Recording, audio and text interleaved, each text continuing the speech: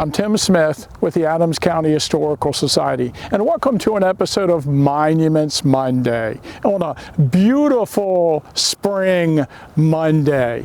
And every spring, the battlefield enjoys heavy visitation with thousands of visitors, mostly in the spring, of course, 8th graders. But it just seems like there's a day when everything starts up again and everything is right with the world. So, we mention often about the monuments on the battlefield and the different kinds of monuments. And as we said in previous videos, there are well over 1,000 monuments, markers, and tablets. And it really depends upon how you count. There are monuments that were placed by groups early on that represent units that were involved in the battle or individuals that were killed in the battle early on. There are monuments that were sponsored by the state legislatures. Massachusetts was the first state, I believe in 1885, to appropriate money for every regimental association from that state. Pennsylvania, New York, and Indiana, and Michigan. We also have monuments that were placed to honor all the men of one state that fought at the battle. We don't have a state monument for every state involved in the battle, but most of the states that were involved have a state memorial, not all of them.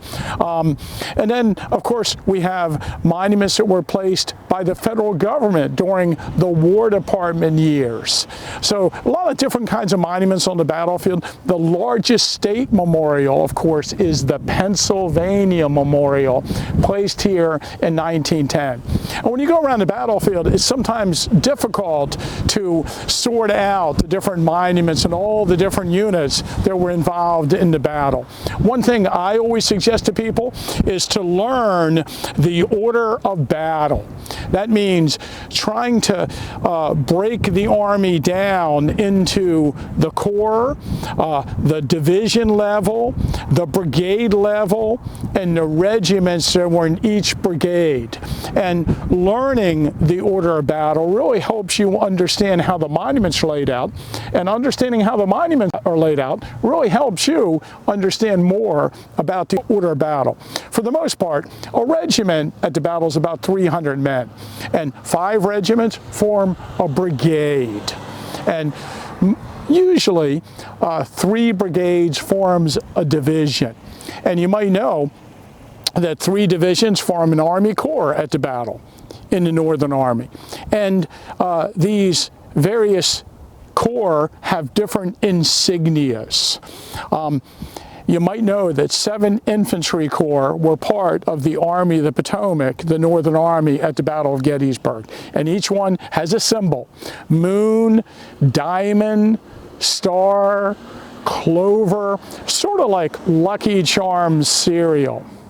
Now you might know there's like 25 Union Army Corps throughout the United States, and eventually each was given a corps insignia. And I don't know about you guys, when I was young, I had a chart on my wall that had the corps insignia for the various corps. And you might know that depending on what division you were in, the corps insignia was a different color. Like the 1st Division of the 1st Army Corps would be a round red moon, and the 2nd Division would be white, and the 3rd Division would be blue. So if the soldiers were wearing these insignias, the generals could ride up and instantly know what unit they were part of. Maybe they were trying to get the generals to only give orders to the men that they were in charge of, instead of just randomly giving orders to other people.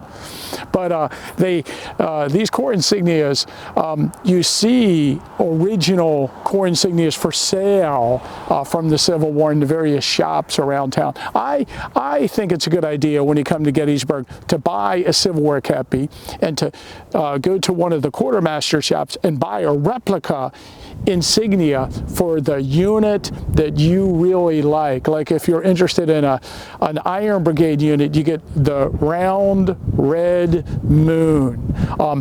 Now at Gettysburg, each of the Union Infantry Corps only has 3 divisions, but in other battles later in the war, there's a 4th division, sometimes yellow and sometimes green. And I'm told that there was even a 5th division that was orange.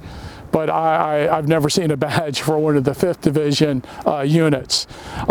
So you can look at the monuments at Gettysburg as you're going around the battlefield, and the monuments themselves have the Corps insignias on them, the moons, the stars, the diamonds, or clovers. And it really helps you if you're trying to understand the organization of the northern regiments that were at the battle. So remember, next time you're out on the Gettysburg Battlefield, check out the monuments for their Corps insignia. For instance, this monument is the 3rd day position of the 3rd Maine Infantry, commanded by Colonel Moses Lakeman. And actually, you can see on it, they have the red diamond, which signifies they were part of the 1st Division of the 3rd Army Corps. Remember, if you enjoy all of our content on our YouTube channel, please like and subscribe.